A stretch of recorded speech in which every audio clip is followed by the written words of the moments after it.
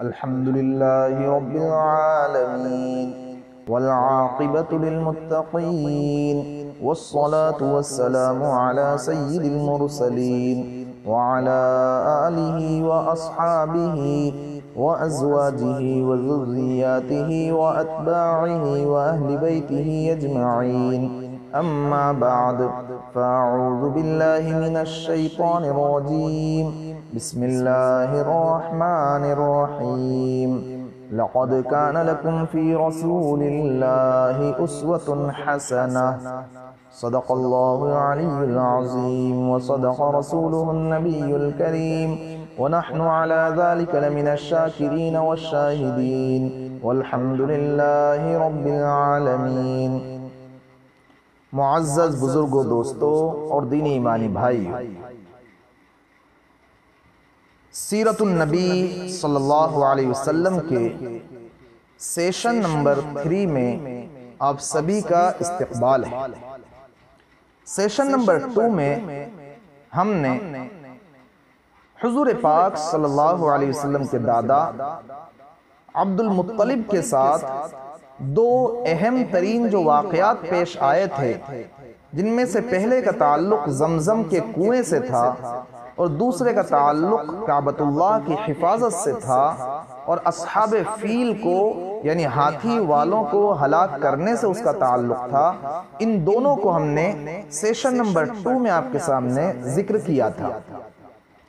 اب آج ہم آپ کی خدمت میں حضور پاک صلی اللہ علیہ وسلم کے والد ماجد جناب عبداللہ اور والدہ ماجدہ حضرت آمنہ، ان کے بارے میں ہم آپ کو بتلانے جا رہے ہیں.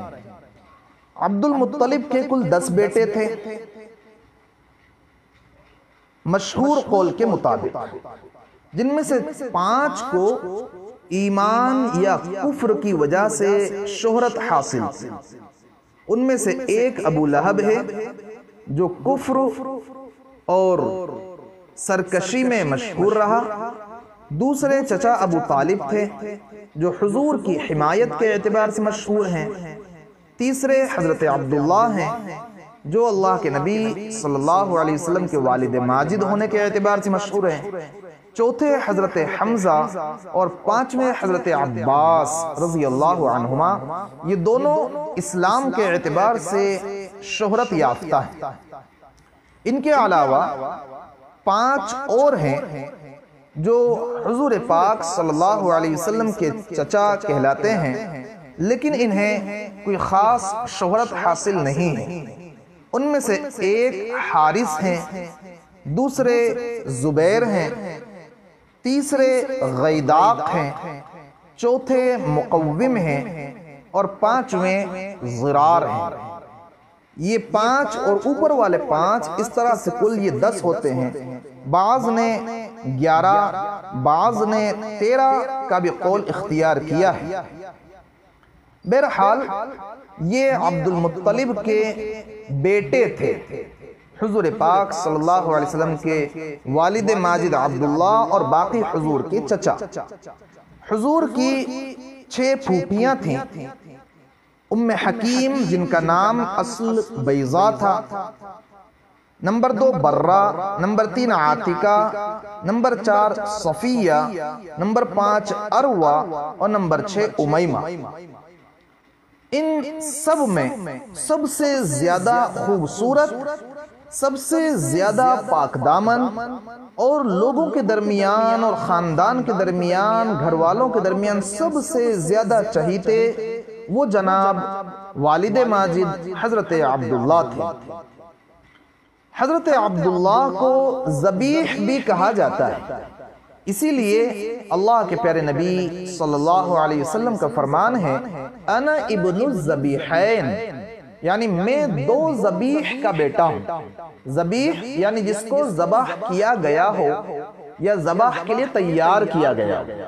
چنانچہ ایک ذبیح سے مراد تو آپ کے والد ماجد حضرت عبداللہ، اور دوسرے ذبیح سے مراد وہ آپ کے سلسلے نسب میں اوپر آنے والے حضرت اسماعیل ذبیح اللہ علیہ السلام.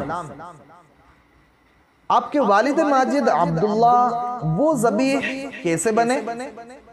حضرت اسماعیل کے ذبیح ہونے کا واقعہ تو بہت ہی مشہور اور معروف ہے، لیکن آپ کے والد ماجد حضرت عبداللہ وہ ذبیح کیسے ہیں؟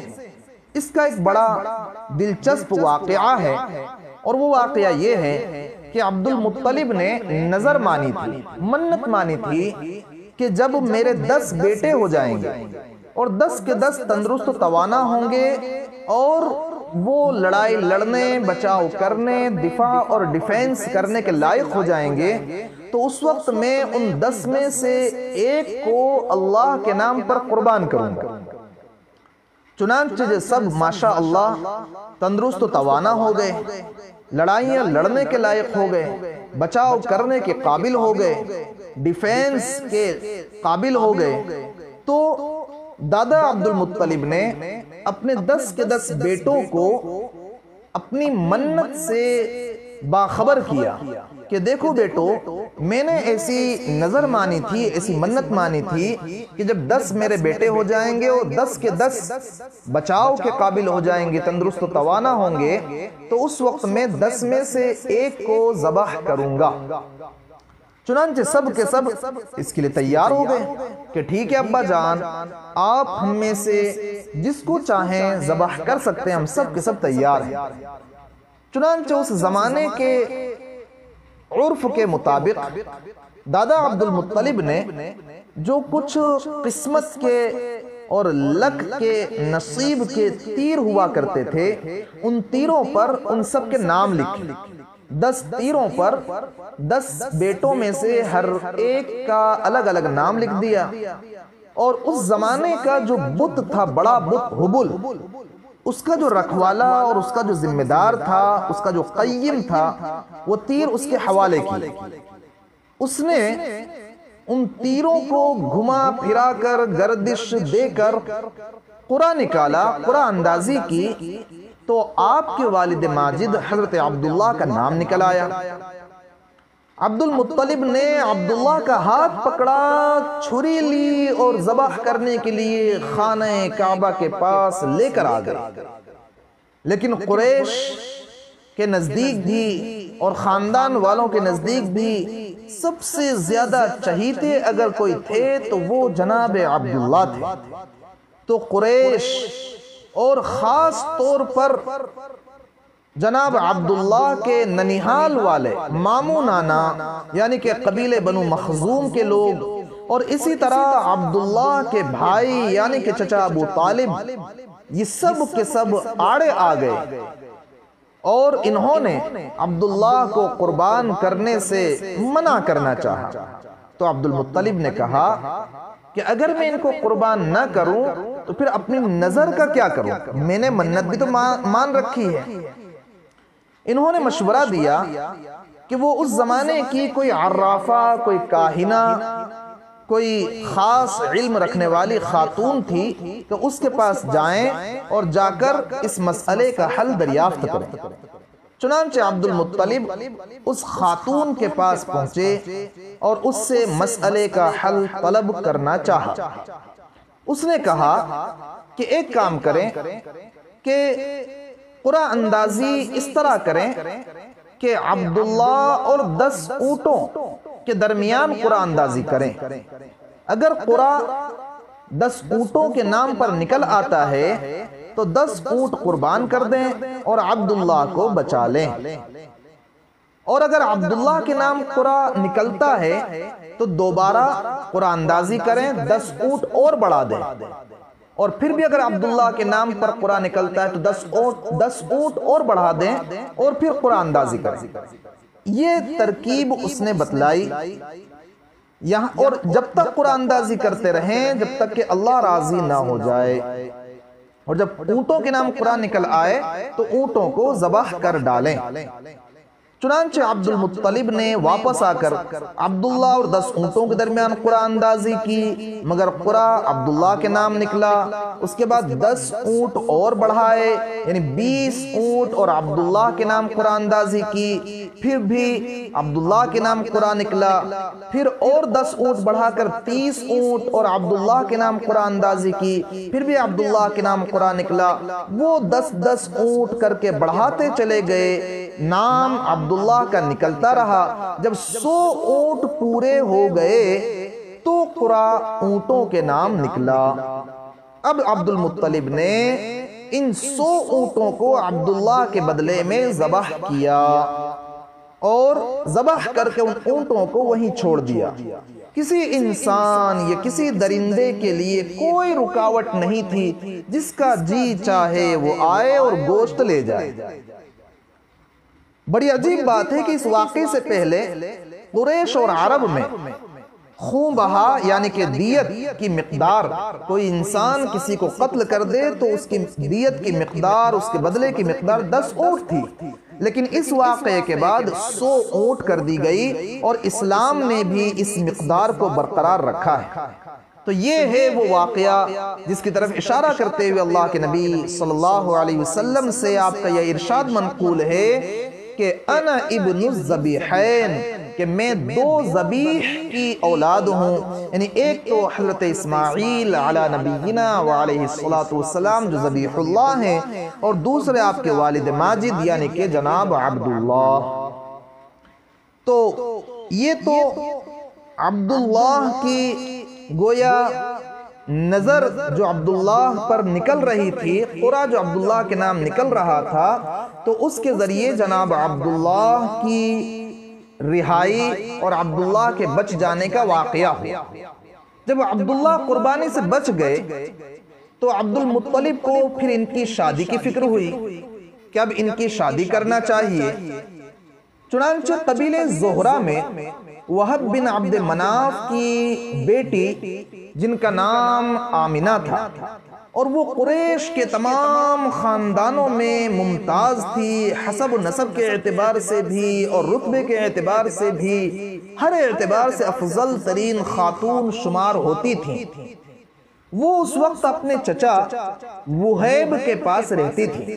عبد المطلب وہیب کے پاس گئے اور عبداللہ کی شادی کا پیغام دیا، انہوں نے منظور کر لیا اور نکاح ہو گیا۔ اسی موقع پر خود عبد المطلب نے بھی وہیب کی بیٹی جن کا نام حالہ تھا ان سے شادی کی، اور حضرت حمزہ رضی اللہ تعالی عنہ وہ انہی حالہ کے بطن سے پیدا ہوئے۔ یہ حالہ رشتے کے اعتبار سے اللہ کے نبی صلی اللہ علیہ وسلم کی خالہ ہوتی ہیں، اور اس بنا پر حضرت حمزہ رضی اللہ تعالی عنہ آپ صلی اللہ علیہ وسلم کے خالہ زاد بھائی بنتے ہیں۔ تو چچا بھی ہیں حضرت حمزہ حضور کے اور خالہ زاد بھائی بھی۔ دستور یہ تھا اس زمانے کا کہ نیا نیا جو دلہا ہوتا تھا وہ شادی کے بعد 3 دن تک سسرال میں رہتا تھا۔ چنانچہ حضرت عبداللہ بھی 3 دن تک سسرال میں رہے اور پھر گھر چلے آئے۔ تو اس طرح سے بہرحال حضرت عبداللہ کی شادی حضرت آمنہ بنت وہب سے ہوئی، اور پھر یہ بیاہ کر حضرت آمنہ رخصت ہو کر مکہ میں ہی حضرت عبداللہ کے پاس آئیں۔ لیکن تھوڑے دنوں کے بعد، تھوڑے عرصے کے بعد عبداللہ کو عبد المطلب نے کھجوریں لانے کے لیے مدینہ بھیجا، اور وہ وہیں پر انتقال کر گئے۔ اور بعض سیرت نگاروں کا یہ کہنا ہے کہ وہ تجارت کے لیے ملک شام تشریف لے گئے، اور قریش کے قافلے کے ساتھ واپس آتے ہوئے بیمار ہو کر مدینہ منورہ اترے اور وہیں پر انتقال کر گئے، اور وہیں نابغہ جعدی کے مکان میں حضرت عبداللہ کو دفن کیا گیا۔ اس وقت حضرت عبداللہ کی عمر 25 سال کی تھی، اور اکثر مؤرخین کے قول کے مطابق ابھی اللہ کے رسول صلی اللہ علیہ وسلم پیدا نہیں ہوئے تھے۔ ہاں بعض سیرت نگاروں کا یہ کہنا ہے کہ آپ صلی اللہ علیہ وسلم کی پیدائش ان کی وفات سے 2 مہینے پہلے ہو چکی تھی۔ بہرحال جب ان کی وفات کی خبر مکہ معظمہ پہنچی تو حضرت آمنہ بنت وہب یعنی حضور پاک صلی اللہ علیہ وسلم کی والدہ ماجدہ اور حضرت عبداللہ کی بیوی صاحبہ نے نہایت درد انگیز انداز میں مرثیہ کہا، جس کا ترجمہ یہ ہے کہ بطحہ کی آغوش ہاشم کے بیٹے سے خالی ہو گئی۔ وہ بانگ و خروش کے درمیان ایک لحد میں آسودہ خواب ہو گیا۔ اسے موت نے ایک پکار لگائی اور اس نے لبیک کہہ دیا۔ اب موت نے لوگوں میں ابن ہاشم جیسا کوئی انسان نہیں چھوڑا۔ کتنی حسرتناک تھی وہ شام جب لوگ انہیں تخت پر اٹھائے لے جا رہے تھے۔ اگر موت اور موت کے حوادث نے ان کا وجود ختم کر دیا ہے تو ان کے کردار کے نقوش مٹائے نہیں جا سکتے۔ وہ بڑے داتا اور رحم دل تھے، بہت سخی، فیاض اور رحم دل تھے۔ یہ عبداللہ اس دنیا سے تشریف لے گئے اور عبداللہ نے ترکے میں میراث میں کل جو سامان چھوڑا تھا وہ یہ تھا 5 اونٹ، بکریوں کا ایک ریوڑ، ایک حبشی لونڈی جن کا اصل نام برکت تھا اور کنیت ان کی ام ایمن تھی، اور یہی ام ایمن ہیں جنہوں نے اللہ کے رسول صلی اللہ علیہ وسلم کو گود میں کھلایا تھا۔ بہرحال اس طرح سے اللہ کے پیارے نبی صلی اللہ علیہ وسلم کے والد ماجد حضرت عبداللہ اور حضرت آمنہ کا نکاح وجود میں آیا، اور اس طرح سے حضرت عبداللہ کی وفات ہوئی اور حضرت آمنہ کو اور بلکہ تمام خاندان والوں کو بہت زیادہ صدمہ پہنچا۔ بطور نقطے کے بعض حضرات نے بڑی پیاری بات فرمائی ہے کہ حضور پاک صلی اللہ علیہ وسلم کی والدہ کے طور پر حضرت آمنہ کو چنا گیا اور والد کے طور پر حضرت عبداللہ کو چنا گیا۔ دراصل عبداللہ میں گویا اللہ کی عبدیت کے معنی پائے جاتے ہیں اور آمنہ میں گویا امن و امان کے معنی پائے جاتے ہیں۔ تو ان دونوں کے ذریعے دنیا میں جس مقدس ہستی کا ظہور ہونا تھا گویا وہ ایسی ہستی تھی کہ عبداللہ کے ذریعے عبدیت اور آمنہ کے ذریعے امن و امان کا گہوارہ اور سراپا امن و امان آنے والا تھا کہ وہ ایسا مقدس اور معظم ہیں، وہ ایسے مقدس اور معظم ہیں کہ عبدیت میں بھی کامل اور امن و امان کا پیغام سنانے میں بھی کامل ہیں۔ سبحان اللہ، ان جیسی عبدیت کہیں اور دیکھنے کو نہیں ملتی، اور ان کے پیغام میں جو امن و امان ہے اور امن و امان کے ساتھ امانت کا پاس و لحاظ ہے وہ کہیں اور دیکھنے کو نہیں ملتا۔ تو بہرحال یہ سلسلہ سیشن نمبر 3 کا آج ہم یہیں پر مکمل کرتے ہیں۔ انشاءاللہ سیشن نمبر 4 میں اب ہم آقا جناب محمد الرسول اللہ صلی اللہ علیہ وسلم کی ولادت باسعادت، آپ کے ظہور قدسی کو ہم ذکر کریں گے انشاءاللہ تعالی۔ اللہ تبارک و تعالی حضور پاک صلی اللہ علیہ وسلم کی سیرت طیبہ کو ہمیں اپنی زندگیوں میں اتارنے کی توفیق عطا فرمائے۔ وآخر دعوانا ان الحمد للہ رب العالمین۔